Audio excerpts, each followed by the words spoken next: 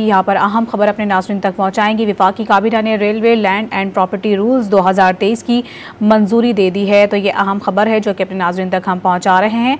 आपको बताते चलें कि पाकिस्तान रेलवेज़ की बिगड़ती माली सूरत हाल के पेश नज़र ये अहम फैसला सामने आया है। और इस हवाले से अपने नाज़रीन को ये भी बताते चलें कि रेलवे की ज़मीन और प्रॉपर्टी से इजाफी आमदनी हासिल करने की राह हमवार हुई है। इसी पर बात करेंगे डॉन न्यूज़ के नुमाइंदे ताहिर शरानी से। ताहिर शरानी, बताएगा इस हवाले से मज़ीद क्या तफसीलात हैं आपके पास?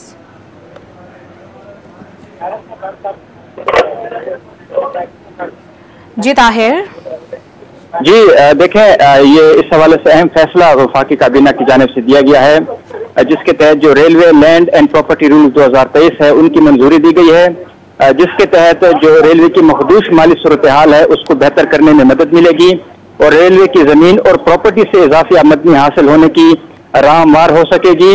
वजारत रेलवे की जानिब से ये कहा गया है कि फैसले के नतीजे में रेलवे की जो ऑपरेशन में है उसमें पायदारी आएगी।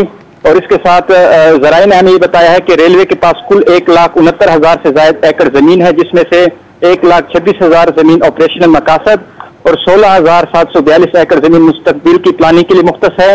रेलवे की 9,985 एकड़ जमीन पर तजावुजात हैं और 10,785 एकड़ जमीन इस वक्त रिलीज पर है। तकरीबन 6,000 एकड़ जमीन किसी इस्तेमाल में नहीं है, इसलिए जो रेलवे की जमीन है और प्रॉपर्टी है उसको उससे फायदा उठाने के लिए और इजाफी आमदनी हासिल करने के लिए रूल्स बनाए गए, जिसके बाद वज़ीर आज़म ने इजाजत दी कि इसकी वफाकी काबीना से मंजूरी ली जाए और वफाकी काबीना ने वजारत रेलवे की समरी की सर्कुलेशन के जरिए मंजूरी दे दी है। मंजूरी दे दी गई है। ताहिर शरानी तफसीलात से आगाह कर रहे थे, बहुत शुक्रिया आपका।